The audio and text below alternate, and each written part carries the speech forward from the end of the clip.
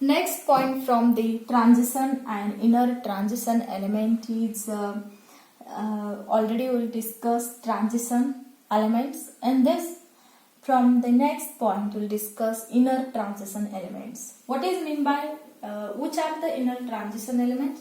The all F-block elements are inner transition elements.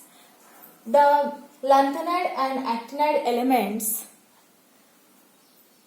okay, are called as inner transition elements. This is lanthanoid, and there are two series, lanthanoid and actinoid series. In lanthanoid total 15 elements, and in actinoid series total there are 15 elements present. In this video we will discuss characteristics of F-block element as well as position of the F-block elements, then some properties. Okay. Lanthanoid and actinoid. Why it is called as lanthanoid elements and why it is called as actinoid elements? When F orbital get filled up by electrons are called as F-block elements. What I am saying? Elements whose F orbital get filled up by electrons are called as a F-block element. म्हणजे last electron enter in a F orbital. That's why it is called as a F-block element. What I am saying? F orbital get filled up by electrons. Okay, it is called as a F-block elements. म्हणजे एखादा element असेल, समजा लॅन्थनमचा जो electron आहे, the last electron enter in a 4f orbital, that's why it is called as a F-block element, lanthanoid series. मग जर elements whose electron fill up in the F orbital, that's why it is called as a F-block element. You must remember definition of F-block element. Elements whose F orbital get filled up by electrons are called as a F-block elements. F-block elements, that means what? Your elements whose electrons fill up in a F orbital, it is called as a F-block element. Where is the position of F-block elements in the periodic table? In period 6, lanthanoid series, and period 7, actinoid series is present. In F-block element, there are two series, lanthanoid series and actinoid series. In lanthanoid series, total 15 elements, and also actinoid series, there are also 15 elements. So total in F-block elements, total elements are 30 elements there. Lanthanoid gradually filling up in lanthanoid series, gradually filling up of 4f orbital, and in actinoid series gradually filling up of 5f orbital. There are two series there. Lanthanoid series in which last electron enter in a 4f orbital. In this case, actinoid series electron enter in a 5f orbital. The lanthanoid series means what? Gradually filling up of 4f orbital electrons, and actinoid series means gradually filling up of 5 orbitals. Okay. Properties. What is the properties of F-block elements? I already told you F-block elements, that means what? Elements whose F orbital get filled up by electrons are called as F-block elements. What is the properties of F-block element? Properties are similar to D-block elements. Electron added in a to F subshell of n-2f level. जसं D block म्हणजे जे काही transition elements आहे, तर त्यांचा जो electron आहे तो कुठल्या ऑर्बिटल मध्ये एंट्री करत असतो, फिलअप केला जातो लास्ट इलेक्ट्रॉन n-1d ऑर्बिटल. तसंच एफ ब्लॉक मधले जे इलेक्ट्रॉन्स आहे ते n-2f लेवल ह्या शेल मध्ये किंवा त्या एनर्जी लेवल मध्ये फिलअप केले जातात. सबशेल ऑफ n-2f लेवल मध्ये फिलअप केले जातात. आणि हे जे n-2f ब्लॉक ही जी लेवल असते ही कुठे असते? Place between n-1d and ns, म्हणजे d आणि s च्या मध्ये असते. You must remember the n-2f level place between n-1d and ns block element.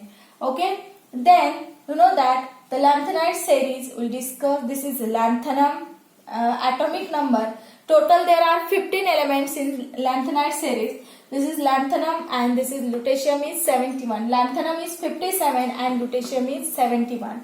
This is lanthanum, cerium. This is parasodium, neodymium. Then promethium, samarium, europium, gadolinium, then terbium, diasporium, holmium, then erbium, thulium, yttrium, and lutetium. Okay. These inner transition elements are also called as this lanthanide series are also called as rare earth elements. It is also called as rare earth elements. When this lanthanide series elements can combine with water, all metals are in solid state. It combine with water, formation of respective hydroxide and elimination of hydrogen gas. Release here hydrogen gas here. What happened? 3 moles of hydroxide, water can dissociate into, you know that water can dissociate it H plus and OH minus. 3 OH can combine with this one. You can take here extra moles, 2 moles for the balancing purpose. That's why one metal has 3 hydroxide groups, because all lanthanide series lanthanide elements are stable for the +3 oxidation state. That's why one metal has 3 hydroxide group present there, and here 6 hydrogen H plus left. It can release H2 gas here. You must remember your lanthanide series elements are more stable for the +3 oxidation state. All elements are more stable for the +3. Some of the stable for +2. Yttrium is stable for the +2. All lanthanide elements can combine with oxygen and can form such kinds of stable oxides. +2 oxidation state साठी कोण असेल, तुमचा हा युरोपियम असेल किंवा यट्रिबियम असेल, are more stable, and your cerium is more stable for the +4 oxidation state. Okay, you must remember all lanthanide series elements are shows common oxidation state is +3, and it is more stable for the +3 oxidation state because of its valence electrons. Okay, the next point we will discuss about the ionic radii. Okay, atomic and ionic radii. Lanthanum to lutetium. This is period from lanthanum to lutetium. Atomic and ionic radii decreases. What is the reason? You know that in the lanthanum to lutetium, lanthanum ची जी ionic radii आहे ती आहे 117 picometre आणि lutetium ची आहे 100 picometre. There is large variation. This is smaller atomic radii and this is biggest one. Why these things happen? In a period from lanthanum to lutetium, atomic and ionic radii decreases because you know that in a 4f orbital do not shield the outer 5s and 5p orbital. 5f orbitals do not shield the outer 5s and 5p electrons effectively. म्हणजे जे काही 5f orbital असतं ते outer most orbital जे आहेत 5s आणि 5p चं protection करत नाही किंवा स्क्रीनिंग करत नाही, शिल्डिंग करत नाही. प्रोटेक्शन म्हणण्यापेक्षा शिल्ड करत नाही किंवा स्क्रीन करत नाही इलेक्ट्रॉन पासनं. 5s orbital do not shield the outer 5s and 5p orbital 5p electrons. म्हणजे हे जे काही 5f ऑर्बिटल्स आहे हे न्यूक्लिअर चार्ज पासनं ह्याचं प्रोटेक्शन करत नाही 5s आणि 5p इलेक्ट्रॉन्सचा मधील ऑर्बिटल मधील इलेक्ट्रॉन्सचा. त्यामुळे काय होतं की न्यूक्लिअर चार्ज काय होतो, वाढतो. आता न्यूक्लिअर चार्ज म्हणजे काय, I already discuss the distance between nucleus and outermost shell मधील जे इलेक्ट्रॉन आहे त्यांचं जे डिस्टन्स आहे त्याला आपण ॲटॉमिक रेडिया म्हणतो. तर न्यूक्लियसचा त्या बाहेरच्या शेल मधील इलेक्ट्रॉन वरती जो काय म्हणता येईल कमांड असेल about the electrostatics force of attraction, ती जेवढी जास्त असेल तेवढा न्यूक्लिअर चार्ज जास्त असतो. म्हणजे जेवढी स्मॉलर साईज असेल तेवढं न्यूक्लियस आणि आउटरमोस्ट शेल यांचं अंतर कमी असतं, म्हणजे न्यूक्लियसचा चार्ज जास्त असतो. म्हणजे तुम्ही जर लेफ्ट टू राईट गेला तर न्यूक्लिअर चार्ज वाढतो आणि न्यूक्लिअर चार्ज वाढल्यामुळे काय होणार आहे, nuclear charge goes on increasing कुठे left to right because shielding effect okay decreases. आणि मग न्यूक्लियर चार्ज वाढल्यामुळे काय होतं की जो काही न्यूक्लियर चार्ज मॅक्झिमम असेल तर न्यूक्लियस आणि त्या शेल आउटरमोस्ट शेल मधील डिस्टन्स असेल ते डिक्रीज होत जातं आणि ॲटॉमिक रेडिया काय होत जाते डिक्रीज होत जाते. म्हणजे न्यूक्लियर चार्ज जेवढा जास्त असेल तेवढी ॲटॉमिक आयोनिक रेडिया कमी असते. म्हणजे nuclear charge is inversely proportional to the atomic and ionic radii. Okay must remember. जेवढी आयनची साईज लार्जर असेल तेवढा त्याचा कोऑर्डिनेशन नंबर जास्त दाखवतो तो. आता कोऑर्डिनेशन नंबर म्हणजे काय you can see here simply what is mean by coordination number. जेवढी लार्जर आयनची साईज असेल तेवढा कोऑर्डिनेशन नंबर जास्त असतो. आता कोऑर्डिनेशन नंबर म्हणजे काय, समजा हा लॅन्थनम आहे, त्याने त्याच्या आउटरमोस्ट शेल मधनं 3 इलेक्ट्रॉन लॉस केले म्हणजे लॅन्थनम 3+ मध्ये गेलेला आहे. तर आता मी काय सांगितलं की लॅन्थनम जो असतो तर त्याची जेवढी साईज जी आहे आयोनिक साईज जेवढी लार्ज असेल तेवढी. आता इकडे तुम्हाला माहिती लॅन्थनम टू लुटेशियम आयोनिक साईज काय होत जाते डिक्रीज होत जाते. त्याचं रिझन सांगितलं का इकडे न्यूक्लियर चार्ज वाढतो आणि nuclear charge is inversely proportional to the atomic and ionic radii. Okay, atomic and ionic radii. Nuclear charge is inversely proportional to the atomic and ionic radii. आणि इकडे काय होतं left to right atomic radii काय होत जाते decrease होत जाते.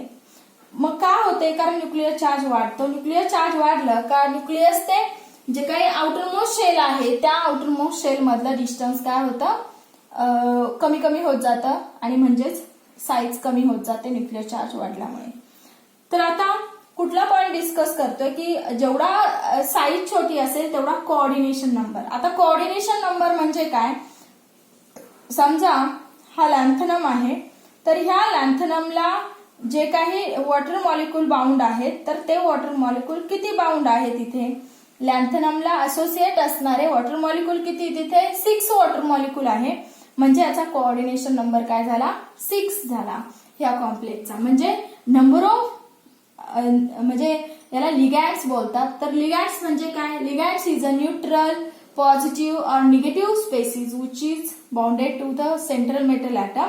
तर किती लिगॅंड्स बाउंड्स आहे तर आता इथे water is a neutral, water molecule is a neutral. There are total 6 ligand. There are total how many ligands here 6 ligand. So here coordination number is 6. आता इथे साईज कशी आहे, साईज याची कशी लॅन्थनम 3+ ची जास्त आहे ऍज कम्पेअर टू लुटेशियम 3+ ची. कारण तुम्ही इकडे गेलात लेफ्ट टू राईट, समजा आपण नेक्स्ट घेतलं cerium, praseodymium, neodymium, samarium, europium like that. तर इकडे size left to right size काय होत जाते कमी होत जाते. मग लुटेशियम जो आहे मग याला जे तो कोऑर्डिनेशन नंबर लेस दॅन 6 दाखवेल. मग समजा आपण घेतलं लुटेशियमला 3च हायड्रॉक्साईड समजा अटॅच असतील म्हणजे याचा कोऑर्डिनेशन नंबर किती झाला 3+ झाला. याचा कोऑर्डिनेशन नंबर किती झाला 3+ झाला. इथे किती असेल मायनस.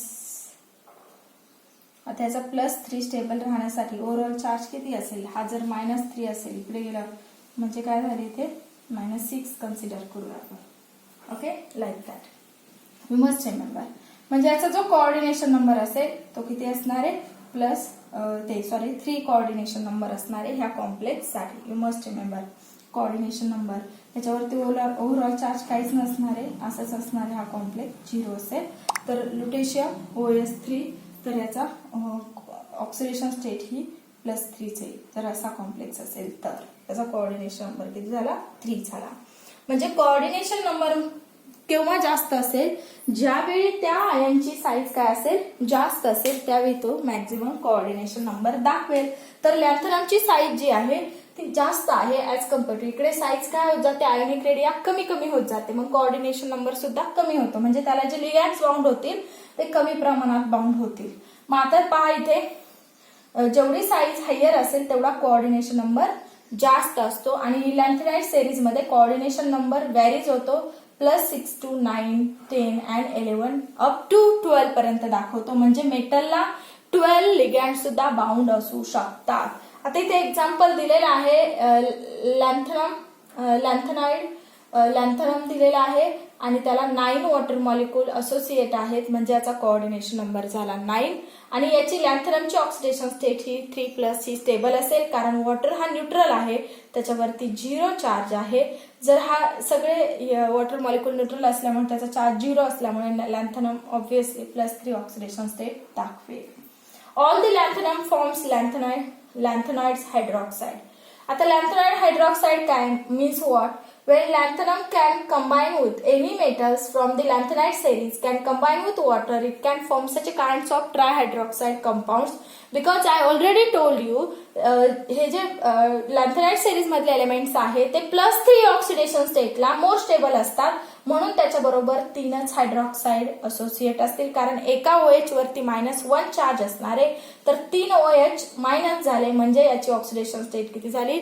+3 झाली. म्हणजे काय हे जे काही लॅन्थनाइड्स आहेत, लॅन्थनाइड्स मध्ये कुठलाही असेल तर हे जे लॅन्थनाइड सिरीज मधले एलिमेंट्स आहेत जनरली Ln नी दाखवतात. Ln चा अर्थ हे कुठलेही एलिमेंट्स असू शकतात यातले, म्हणजे लॅन्थनाइड सिरीज मधले कुठले एलिमेंट्स असू शकतात. ओके, तर आता basically there are ionic already हे जे लॅन्थनाइड हायड्रॉक्साइड्स आहे, म्हणजे लॅन्थनाइडचे जे हायड्रॉक्साइड्स आहे ते बेसिक असतात. त्यांचं नेचर कसं असतं? बेसिक इन नेचर असतं. आता बेसिसिटी कशी असते? तुम्ही जर पाहिलं की लॅन्थनाइड इज द स्ट्रॉंगेस्ट बेस. हा जो हायड्रॉक्साइड आहे हा हायड्रॉक्साइड स्ट्रॉंगेस्ट बेस आहे आणि हा लुटेशियम हायड्रॉक्साइड हा विकेस्ट बेस आहे. हा lanthanide hydroxide is the strongest base and lutetium hydroxide is the weakest base. Why this happen? Why these things happen here? Because of the that की हा जो लॅन्थनमची size कशी असणार आहे? बिगेस्ट साईज असणार आहे, लार्जर साईज असणार आहे. लॅन्थनम इज अ लार्जर साईज आणि मग त्याला ऍक्च्युली 3 OH आहे, तर यांची जी बॉन्ड लेंथ असणार आहे ही बॉन्ड लेंथ कशी असणार आहे? वीक असणार आहे. याची साईज जास्त आहे त्यामुळे यांची जी बॉन्ड लेंथ असणार आहे ही जास्त असणार आहे. बॉन्ड लेंथ जास्त असणार आहे म्हणजे यांच्यामधला बॉन्ड कसा असणार आहे? लॅन्थनम आणि OH मधला बॉन्ड कसा असणार आहे? वीक असणार आहे, कारण लॅन्थनमची साईज जास्त आहे आणि यांची बॉन्ड लेंथ कशी आहे? जास्त.